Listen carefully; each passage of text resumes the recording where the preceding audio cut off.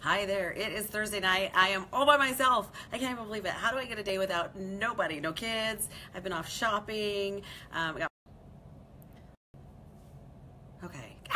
I hate that when I have some issues with data. Actually, I was on Wi-Fi and it just wasn't working. So we're going to switch it over to data and hopefully we don't take over the family's data. So anyway, I've had a great day. I'm here in Seattle. Had an incredible morning. I call it kicking a child out of the nest. Call it what you will.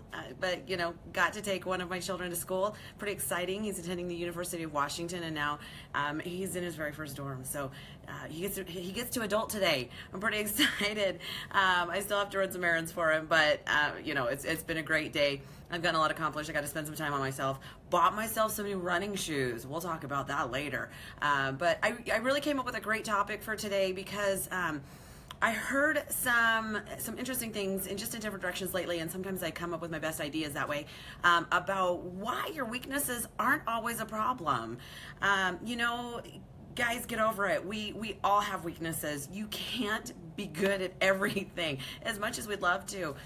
It's just not an option. So tonight we're going to talk about real life.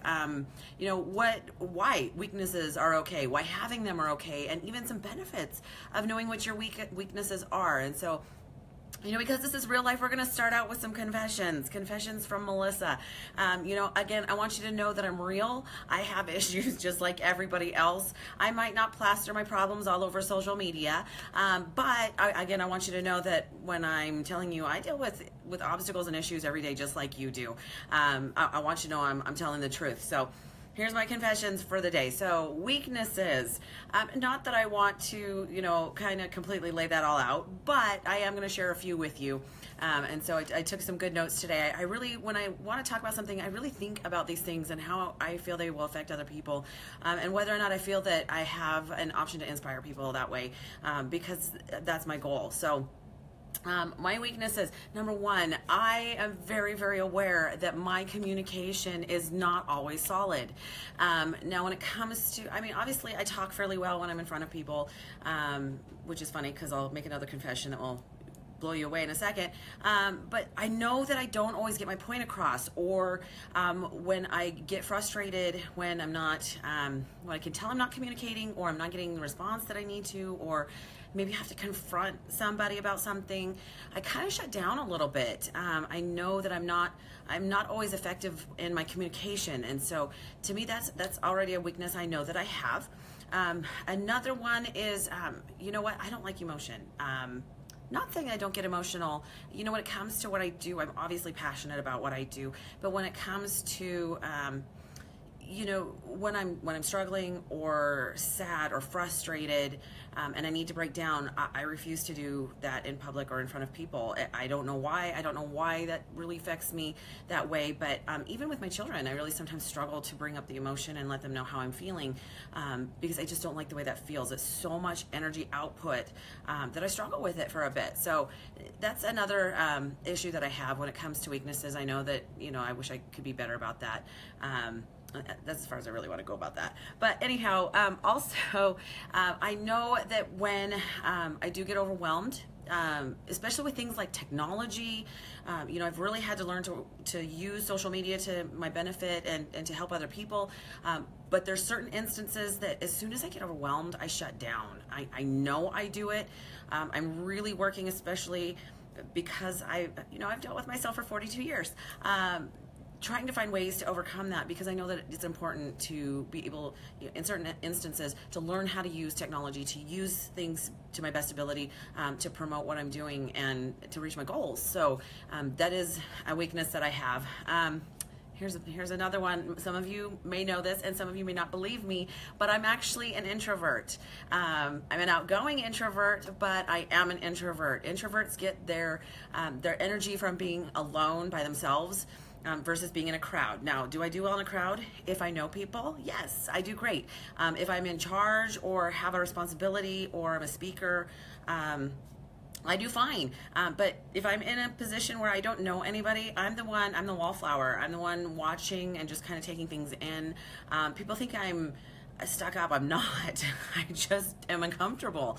And I have some multiple experiences to prove and back that up. But I am. I'm definitely an introvert. I love people. I love talking to people. I am outgoing in that fashion, but I get easily overwhelmed by a lot of people. So something that's kind of, I'm putting that out there. Also, one other one that I'm willing to share. You know what? I love people, and I really get frustrated when I can't remember names or when somebody is out of their element. So maybe I know somebody from the gym, and all of a sudden I see them all dressed up in a restaurant, and all of a sudden I cannot remember who they are or what their name is. And I know that sounds horrible because, again, I don't want anybody to ever feel that they're not important, but it happens to me a lot. I meet people all the time, and sometimes I'm like, oh my gosh, I should know this person, right? And I literally cannot figure out who they are, how I know them, and I feel horrible because again, I don't want people to feel that I don't think they're important, because I believe that they absolutely are. So just some interesting confessions from me today about my weaknesses. So again, you know that I'm a normal human being, and I know I have more, but those were the ones that came up and that you might have seen evidence of out and about as I'm doing what I do. So let's talk a little bit about the benefits of weaknesses. I know that sounds totally counterproductive because, right, that's a weakness. Strength is something we're good at. Weakness is something we're not good at. However, there are some benefits to knowing what your weaknesses are. So we're going to talk a little bit about that. And the first one is that if you know what your weaknesses are, you probably know what you shouldn't do, right? If you know that computer work is not your gig, why are you going to spend a ton of time on it? Because it's not efficient for you, and you have two choices with that. You can either choose to improve on your weakness, or you can allow someone else to fill in that role. I can't even remember what book it was, but I read once, you can't be good at everything. That's why you pay the people where that is their expertise, because it's going to be worth your money and time, right? So again, fixing my computer, not my gig. I don't like manuals. I don't like trying to figure it out. I'm willing to hand a manual to my 19-year-old son, who's more of a computer geek than I am, and go figure it out and teach me how to use it, because it's just not my strength. And here's the deal. I don't want to, right? That's some things I want to become better at.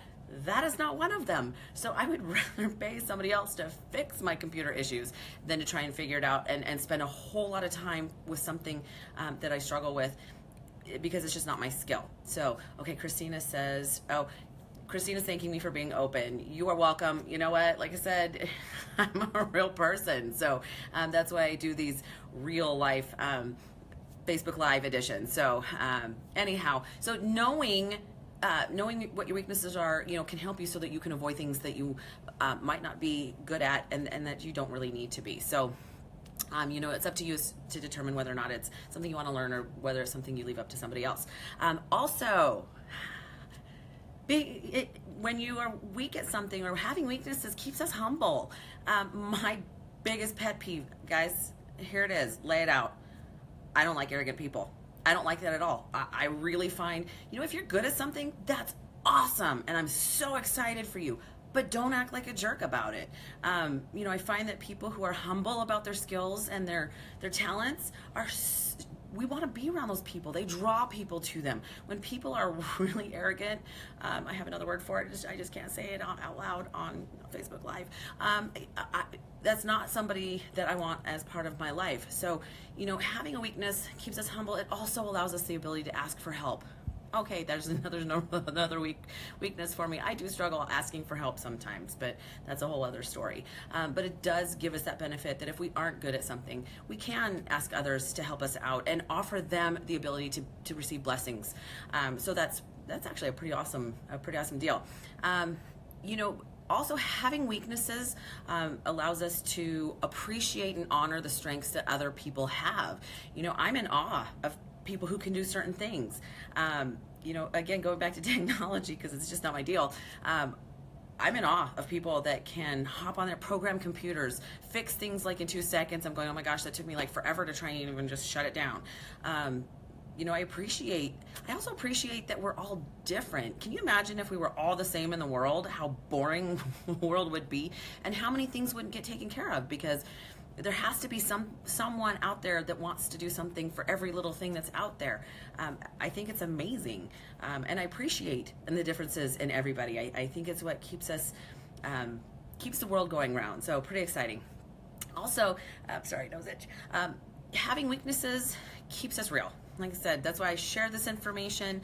Other people can relate to you. If you're always acting as if you're perfect and that everything is your strength, people don't want to be around people who know it all, or at least think they do. So it keeps you relatable, and I think that's important as well.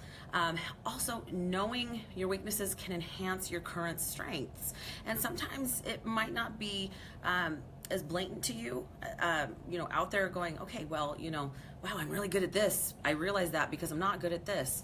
But it can happen. I don't have an example right now, but it's a pretty awesome deal. So if I can come up with something, I'll bring that back. But let me give you some tips in order to be okay with your weaknesses. I think that it's important that we acknowledge and embrace our weaknesses. It makes us who we are. And the older we get, I came upon this epiphany one day, sitting there thinking, you know what? At 42 years old, there's certain things about me that I am just flat out okay with. And if other people don't like it, just don't care, because that is who I am. Now, I'm not saying that there's not things that I want to improve. Obviously, I'm always working to be a better version of myself, and there's things I would like to accomplish that I know I can't currently do. But there are certain things that am I okay that I'm an introvert? Absolutely. You know what? That's who I am. I definitely have been able to put myself out there in ways that work for me. But I'm okay with the fact that I'm an introvert and that sometimes I just need to go home and be by myself. That works for me. So tips for being okay with your weaknesses. Number one, remember that you're probably the one that's most critical of yourself to begin with. I always tell people you're your own worst critic. Sometimes you're your own worst enemy as well.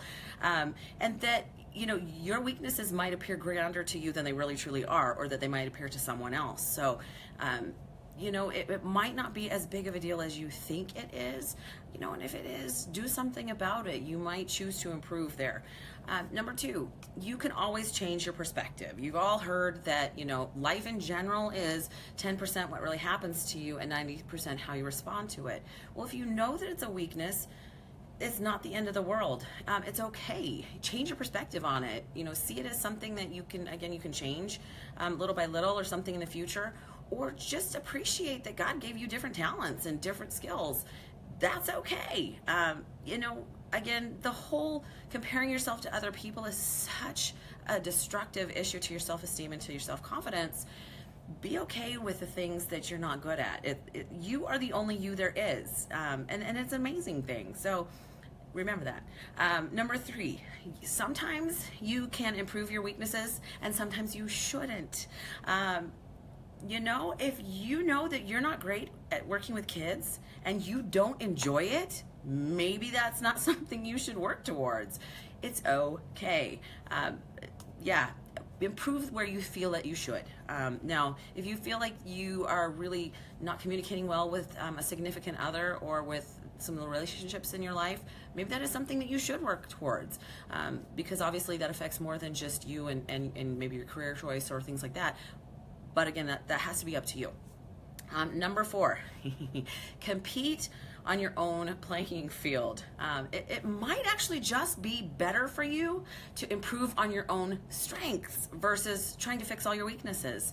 If you're really good at something, maybe that's the direction that you should still go. So it isn't always the perfect option to improve a weakness.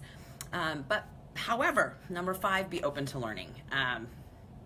Sometimes we just kind of get to the point where we think we are as far as we can go, and that's never true. We always have the ability to learn and to take ourselves a little bit further. So, if you're open to it, there might be a way for you to improve there. We talked about embrace your weaknesses. It is part of who you are. It's okay. And seven, you know what? One of the benefits of having a weakness is sometimes you have to think outside of the box and find another way to do it. not a bad option. Let me give you an example. Actually came up with one for this one. Because I'm an introvert and I'm not comfortable in groups of people where I don't know anybody. And I went to a conference last October, and it was a great conference. It was something I really wanted to go to. It was with an incredible photographer that I really love his work. And I was there to learn something specific, but they had a mixer.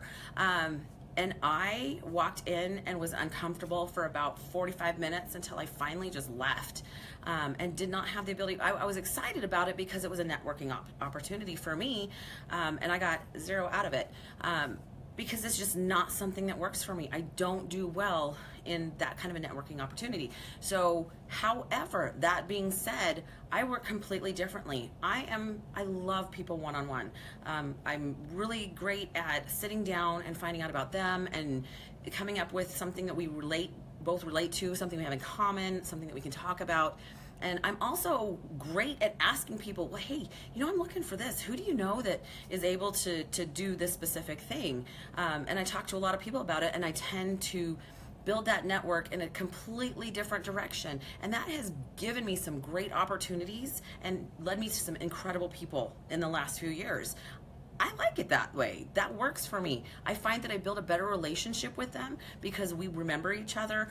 We remember, conversations that we've had and maybe how we can benefit each other in some way, versus, hey, do you remember me? I met you at a mixer. Yeah, you're kind of drunk. That just not my strength. So it's okay though, because I have found another way to make that work for me. So be okay with it. I mean, why not? You got what you got. Let's use it. So I have a final thought. Hopefully this helped you. Again, this is not new. Everyone has weaknesses, so you should be able to relate to something. But final thought for today. It really is all about how you look at it. If you see it as a problem, of course it's going to be a problem. If you feel like that weakness is really holding you back, of course it is. But if you see it as an opportunity, then it's a win-win situation. You can change it, find another way, build upon it, learn something new.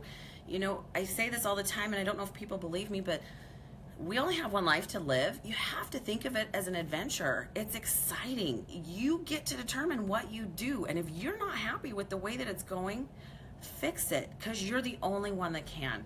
So have an incredible evening. I have a few more things to do before I go to bed for the evening all by myself. It's just kind of weird. Like I said, I've enjoyed the day. It's been kind of relaxing. So have an incredible evening, and we'll talk to you next week.